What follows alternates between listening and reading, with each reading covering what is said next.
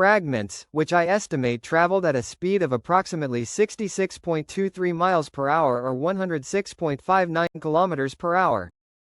The moving incandescent fragments might look like falling blocks tumbling down a mountain from a small-scale lava flow, but are in fact being propelled on top of a cushion of hot air, making them roll significantly.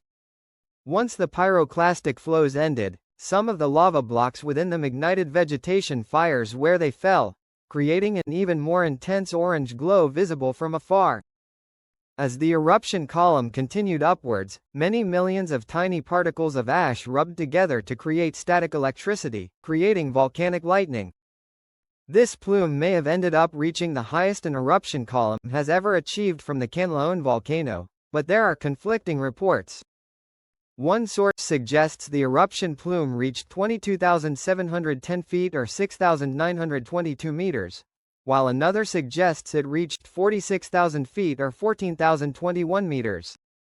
This confusion between sources likely is owed to the fact that a rainstorm was ongoing at the time, meaning either the cloud height of the storm could have been confused for the eruption plume by automatic sensors or that an updraft propelled some ash further upwards than the rest of the plume.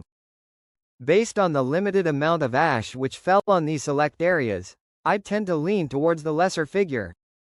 While the ash emissions from today's eruption were limited, this is probably because they largely fell around its summit, weighted down by heavy rain at the time. With this in mind, I'd probably rank today's eruption as either the second or third largest eruption from Kanlaon of the 4 major explosions it has produced since 2024 began. The good news is that today's eruption of Kanlaon, which has been the most active volcano in the Philippines since the 20th century began, was actually somewhat expected. There were abundant signs that a large plug had recently formed in Kanlaon's magma conduit, causing pressure to build underneath it. As this pressure started to become significant enough to break overlying rock, it generated a swarm of 243 volcanic earthquakes. As a result, PHIVOLCS put out a special notice on May 12 and a day later the eruption finally happened.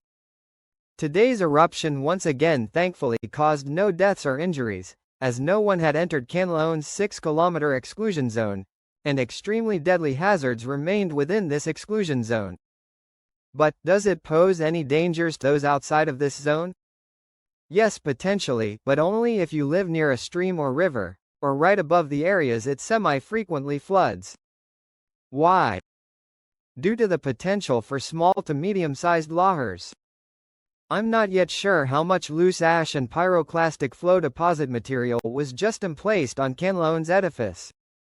The concern to me is to be aware that this loose material could be swept away into riverbeds to form a lahar, overtopping their banks and having the theoretical potential to damage or destroy structures and harm people. However, with a lack of information, I cannot yet make an unofficial judgment in this regard.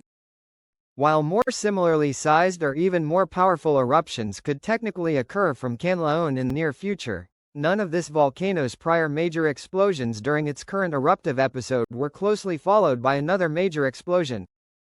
As a final note, I would like to thank this channel's patrons on Patreon and channel members on YouTube for supporting